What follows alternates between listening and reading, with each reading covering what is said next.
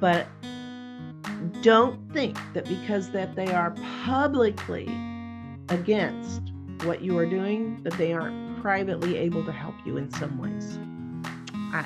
It seems disingenuous, except that it's real. And for us as nonprofit organizations not to take advantage of those pathways of communication that are not direct, back and forth, is not being responsible to our organizations. Welcome to Philanthropy Geek. I'm going to talk to you today about one of my favorite topics. One of the things I really enjoy doing when I'm part of a nonprofit, and that is communicating with your elected officials. I have done a lot of this over several different nonprofits, everything from a museum, a public TV station in a rural area, some domestic violence organizations, and so just to vary, even healthcare. I was part of that for a while. So we're going to talk about how do you bring over legislators to be open to what you're talking about.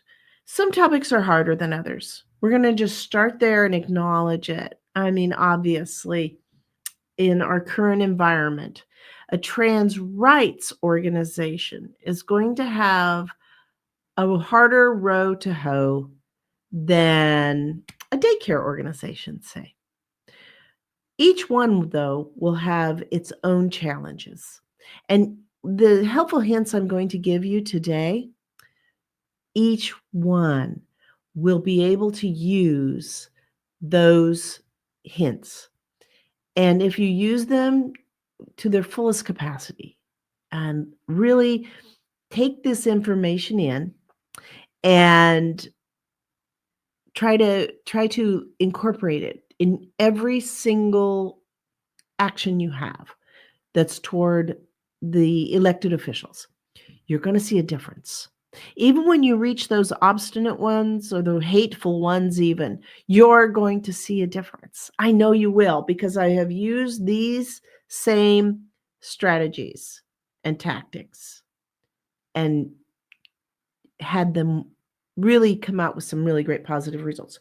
You don't know when that defining moment will happen with an elected official. Sometimes when you're working with elected officials, you have all of these other people around them. At the state level, they have secretaries or friends. At the federal level, they have staff. Sometimes those staff move over to other people, and maybe that person lost their elected office, but the staff person moved over to another person you really need to connect with. So you've created lifelong relationships with people, and you thought you were going nowhere with this one person, but they no longer were elected anymore, and someone else was elected, and that staff person moved over. Your efforts did not go in vain, not at all. So these are things that you can really use and progress with your legislative communication. Now, I'm going to pull up a little bit of, it's an ebook I created, and I will have this available to you for free, linked below. So we're going to focus on mission, not politics. We are going to frame issues in terms of your nonprofit's core mission and the community, their community that you impact, rather than the partisan talking points. They may be receiving partisan information, and that's a big may, isn't it? They, of course, are receiving partisan information and being fed directives on how to vote, what to do in your core missions area. But they still are part of your community. there's everything from the person that is deeply embedded in the community at the state level to the person that, as I know of a couple of senators that are actually living in other states, but elected in theirs, and they have a tiny little place in the state to live in. They're less connected to their community, but they have a community. And I'm going to point out they have a community that funds them. They have a community that funds them. There is money behind everything they do. So you have your community in your tiny little burg, maybe that you serve. You have the community of the people you serve. You have the community of your area, your economic community. So even the small jobs that you may give to the community are important. You may augment your community's help. If you're a food bank, you are literally augmenting the economy by supporting the food insecurity and filling the food insecurity within your community. If you are a domestic violence organization, you are literally a helping arm of your law enforcement and your mental health uh, entities within the community. So you're helping entities that receive tax dollars to operate, and you as a nonprofit are offsetting that economy. These are things you must let them know. Let them know that past the partisan politics, their sheriff, their statewide law enforcement, their highway patrol, their Bureau of Investigation, whatever it is that you are augmenting, you are augmenting. In an instance with the public television, we put together a numbers of how many hours children were watching, and there's literally, there's a study that says that mothers consider PBS programming a form of childcare and preschool for their children. If they can't afford preschool, that the fact that they put their children in front of PBS programming is, in their minds, a substitute for preschool. I found that astounding, but it's real, and there's real numbers on that out there. So literally, your PBS station is augmenting the preschool, the early childhood development in your community, in the state that you're in. These are important information to share. Very important information to share. And remain nonpartisan about it. Talk to the hard ones, not just the easy ones. Some of those are politicians are going to be friendly eyes. Some of them are going to be unfriendly. And to remain nonpartisan, you have to include all of them in all invitations across the spectrum to ensure that your mission transcends each election cycle.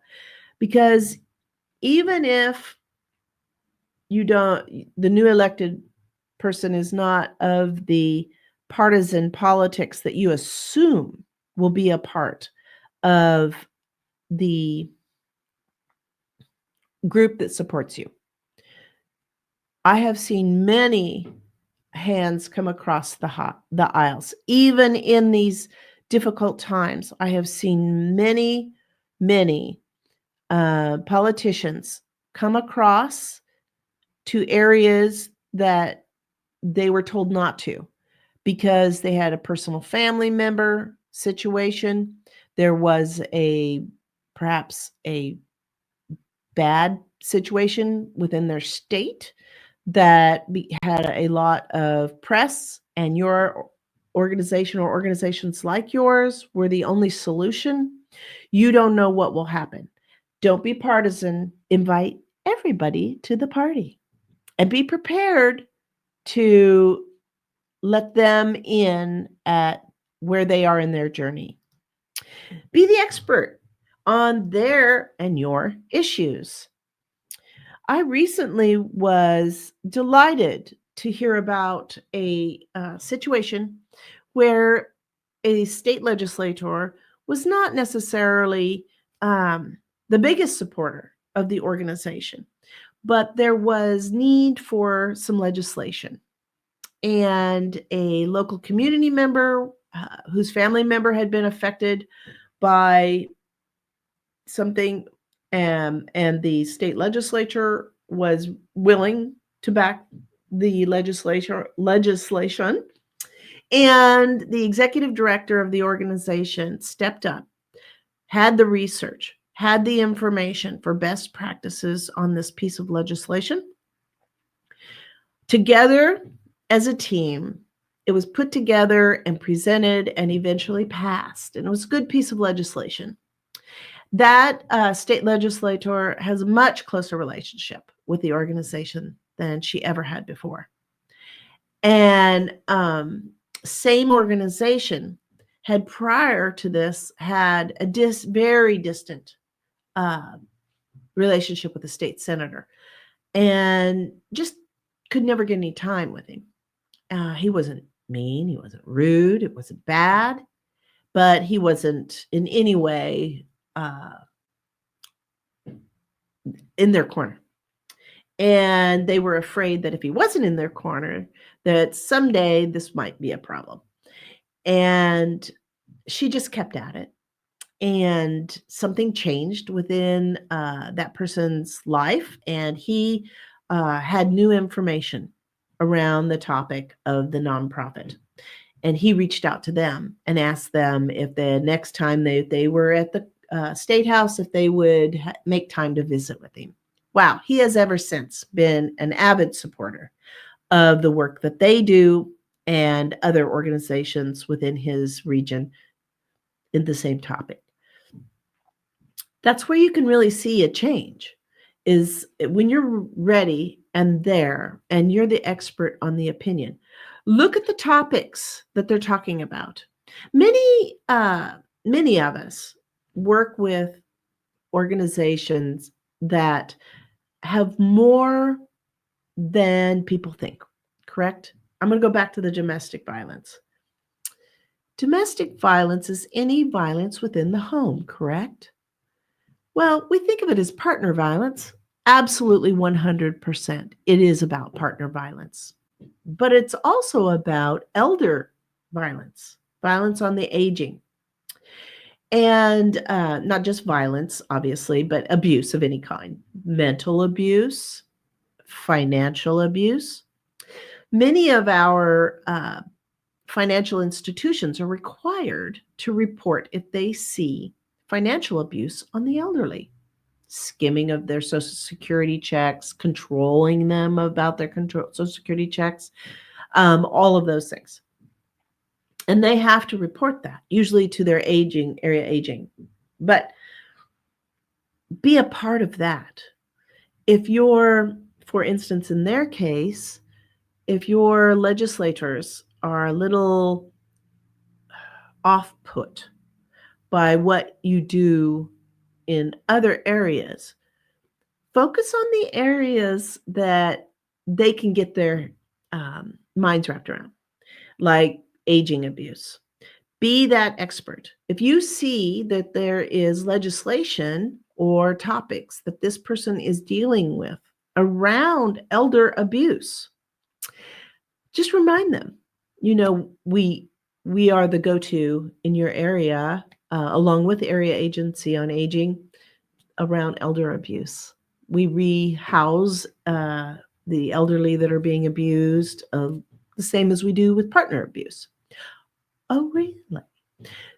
This can also really, this kind of thing really has come up with every time I have worked within lobbying for my nonprofits that I've worked with. I remember way back with public television, that the legislators had no idea that we did classes. We fed back before anybody really understood remote learning. We did remote classes with the old videotapes. We actually mailed videotapes instead of having online classes that were downloaded from your laptop, because that didn't exist yet. We sent the videotapes to the students or the schools, depending on the need and what was going on there. So if they don't know you do these esoteric fringe things that aren't that important to you, right? They're not the biggest core of what you do.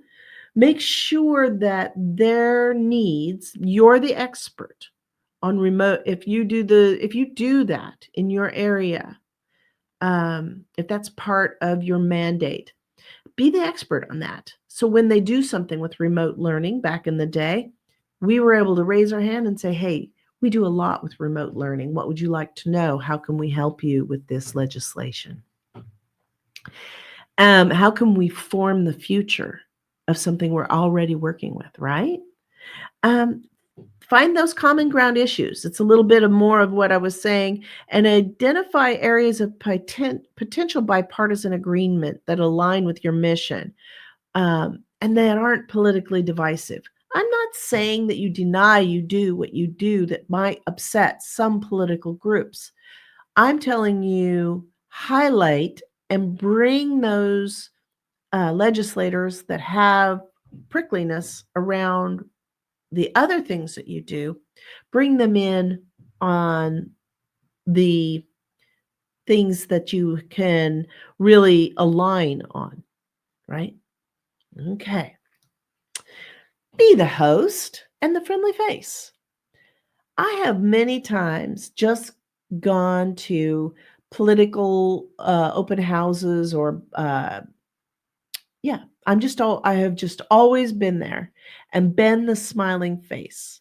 I would tell you that the elected representatives that I have worked with, that you would never find me on the same side of the aisle with on the general time frame, will pick me out of a crowd and smile and say, hello, Don, because I'm always there with a smile and looking them in the eye and saying their name and saying hello. Even when I don't want anything, I'm there. I'm available at the opening of an envelope, as they would say, if I am lobbying for my organization. I may not have anything that's of pertinence right now of what's going on with them, but I'm there with them. I'm the friendly face. Host site visits, many times, especially in the rural areas. Your legislative representatives are needing places to talk from, to be at, and elevate topics. They may even be topics you don't always agree on. You have to think about that.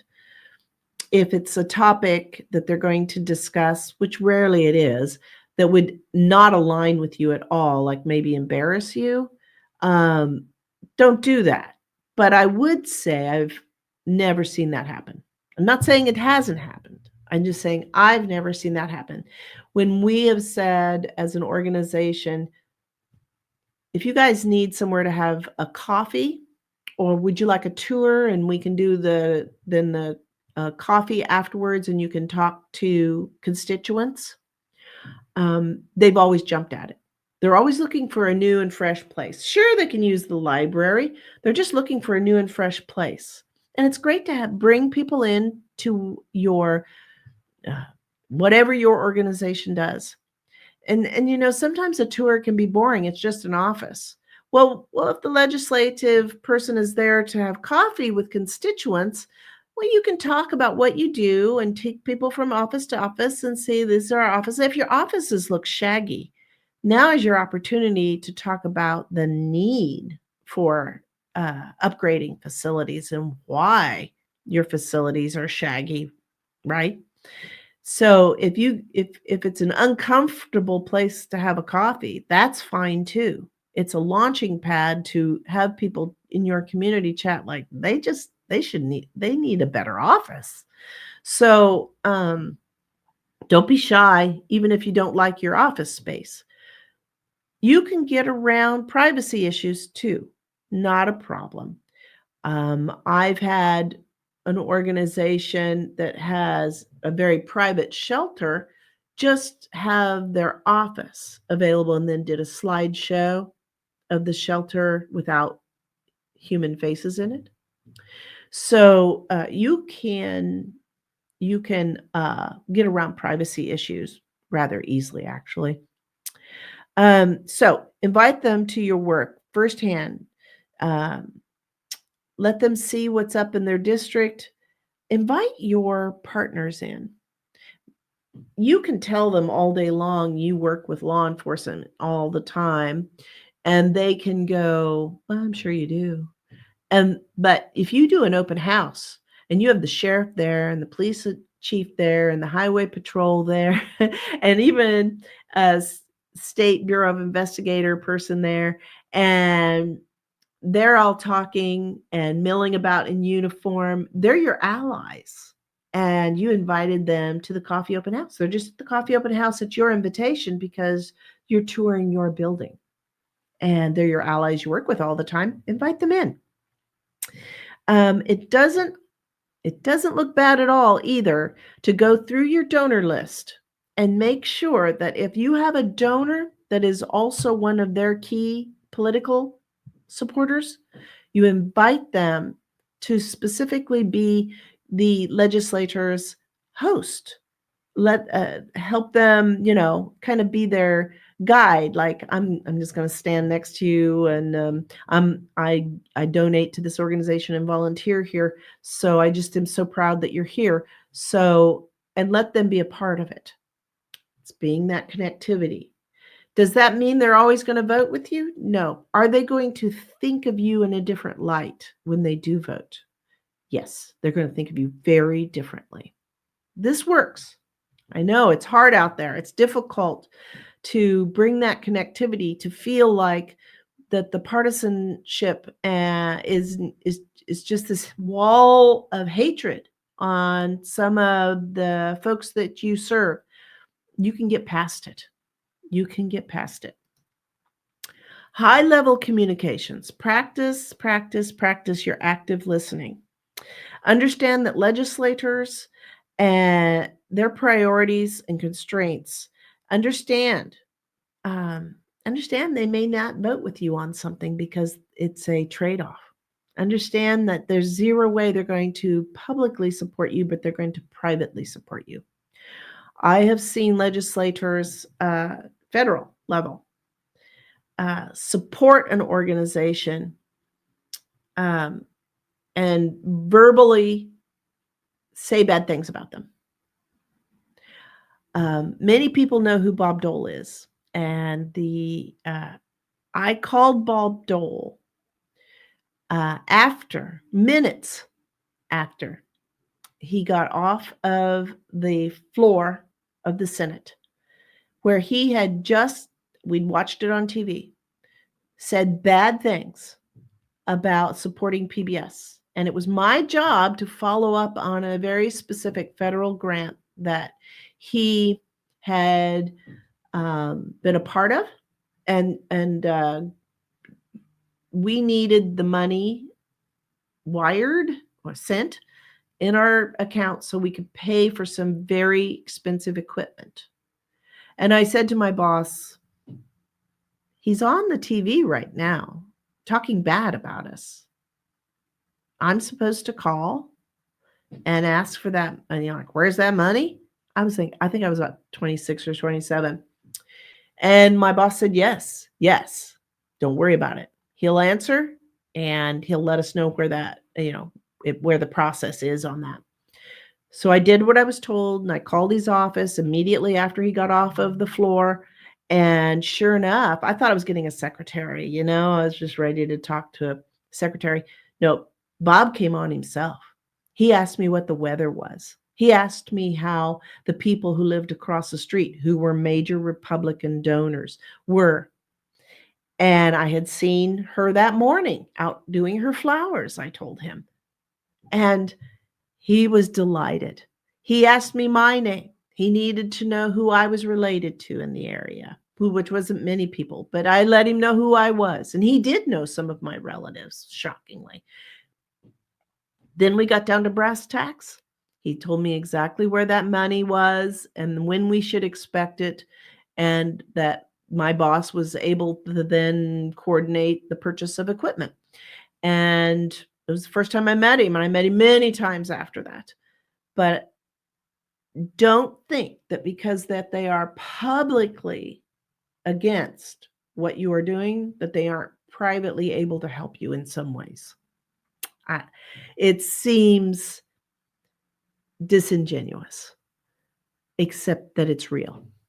And for us as nonprofit organizations not to take advantage of those pathways of communication that are not direct, back and forth, is not being responsible to our organizations.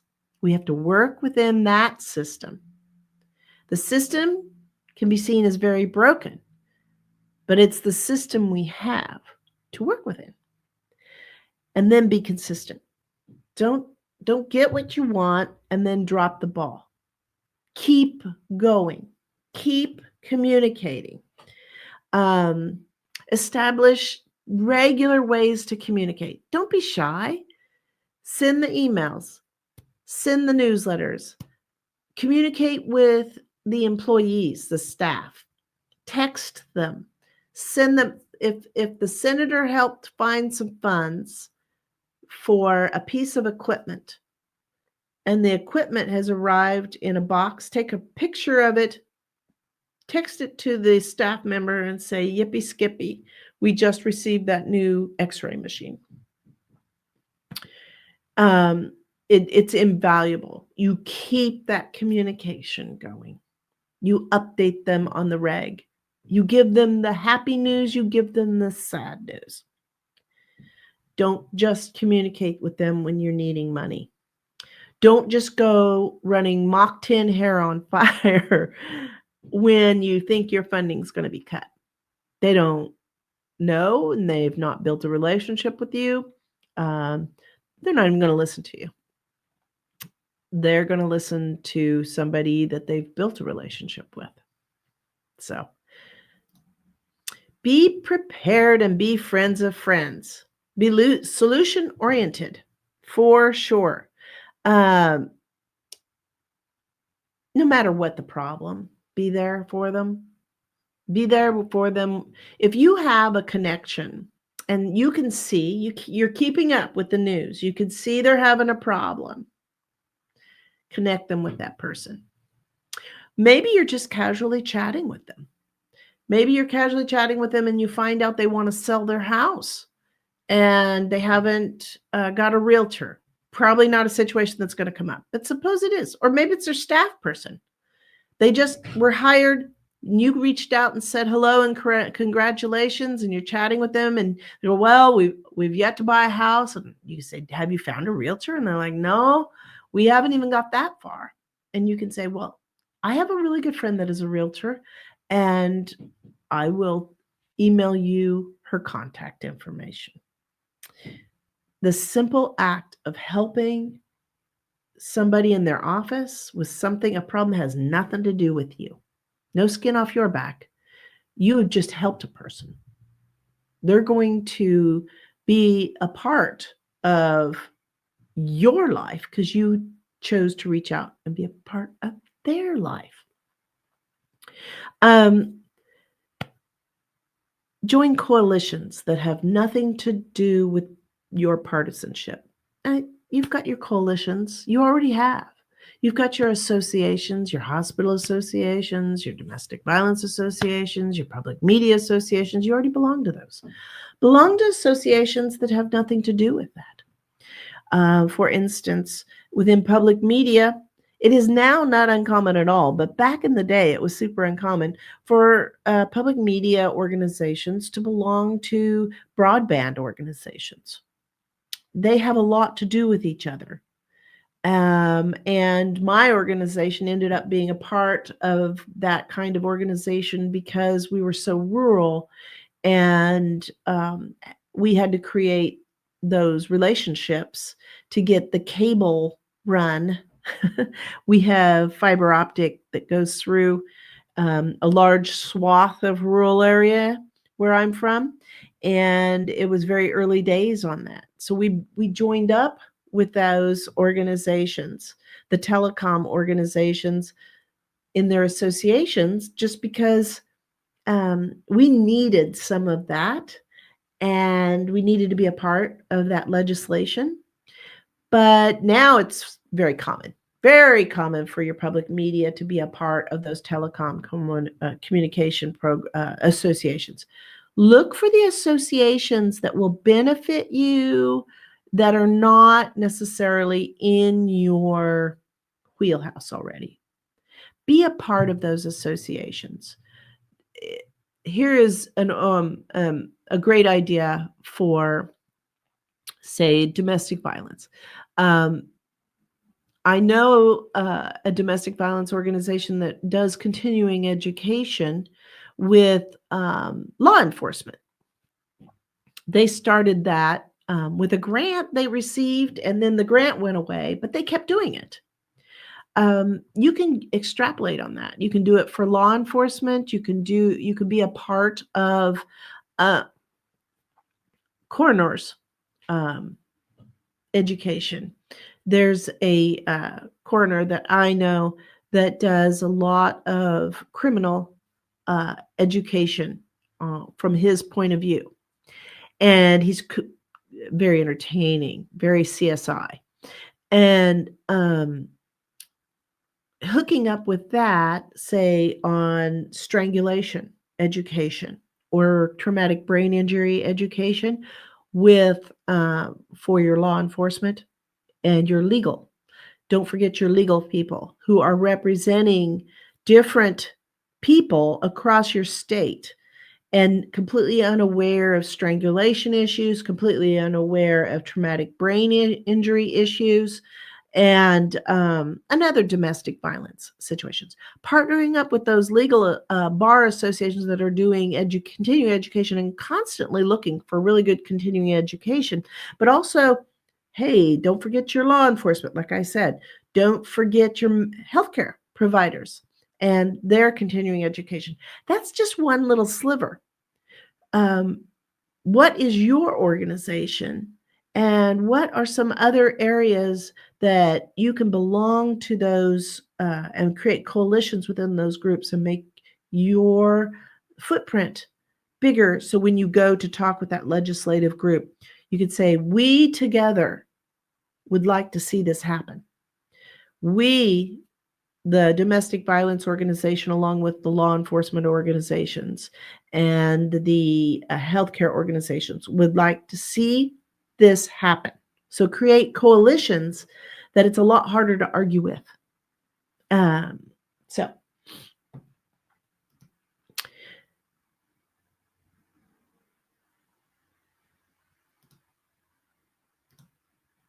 I think I messed up a slide, and I'll fix that.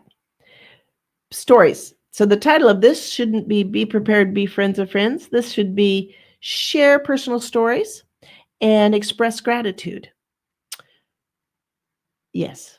Share personal stories, connect with policy issues. I just shared a story with you about interesting continuing education, right? That was far more interesting than me just saying, do continuing education things. Share those personal stories. If there's privacy issues around those personal stories, find ways of sharing stories that get past that privacy issue. I've had that happen. And I'll go back to the domestic violence. When I was working with the domestic violence organization, I had quite a few employees say, we don't share personal stories, because even if that didn't happen here, someone's going to assume that's my story and you told my story. Well, our state association had gotten past that by, unfortunately, many women are murdered, and asking families of those murder victims if they could share their stories. So we always had the silent witnesses, they call them silent witnesses stories. So you've got those stories, and they're quite powerful. And they even have banners for each witness and identify where they're from. The more rural, the better. People think of, those big cities. Of course, people get killed. But so there are ways to get stories. Always use your stories, and there always are really great stories. Use your ears. Look at those donor letters that come in. People will literally write their story at the bottom of a letter. I just love that. Follow up on those. Get those stories. Have a flip book of really good stories. Create a PDF flip file of those stories and make sure you've got them so you remember, oh yeah, I'm going to tell this story when I'm in there with them. You'll get used to telling those stories and have them in the back of your head if you tell them enough. Here's the last part. Express gratitude. There's research on this, and the more that you express gratitude through handwritten notes, letters, talkings, remembering to say thank you, remembering to express your gratitude and acknowledge those legislators publicly, repeatedly, over and over, the more that you express gratitude, the more you receive in return. You build relationships, your relationships get stronger, you get more donations. There's just a lot of research around expressing your appreciation for work done. Even if it makes you grind your molars, that you are thanking this person for this one little sliver of thing they did that they could have done oh so much more. It's okay. Express that gratitude and move on. Give them what they have given, and they will give more. I know it's hard to believe. I know that it's hard to believe that they will give more each time, but they will. And in the end, the good news is they're elected officials. Make the friends with the staff and the people around them. And if that person is so difficult, they're difficult with them too. Even if those people do not believe in the same things you believe in, they're going to be less difficult people than the difficult person. And that difficult person someday will not be there. But those staff people and people around them will continue to be in your organization and your life. Keep going. I appreciate you. I appreciate you being here. Please like and subscribe on the YouTube channel. Next week, we will be up on to the normal podcast links through Podbean, and we'll backfill the last 3 podcasts and move forward. We have some really great information coming up for you in the coming weeks. Thank you for joining me. Thank you for being a part of this little talk about how to connect with your legislators for better legislation. And here is a little end cap and a reminder. Know who they are. Know who they are, who they're connected to, who funds them, who do they care about pleasing. Make a plan. If you don't make a plan, then you don't have a plan. You plan to fail. Make a plan. What are you doing to communicate? Even the smallest nonprofit can make a plan on how to communicate and make friends and relationships with the people who are elected officials around them. P.S. We talked about state and federal officials. Don't forget your city and county officials. They have as much or more impact on your nonprofit. Know your brand. Know who you are. Collect those stories and relate the relatable and repeat. Relate the relatable and repeat. Keep going and often. And recruit them in your growth.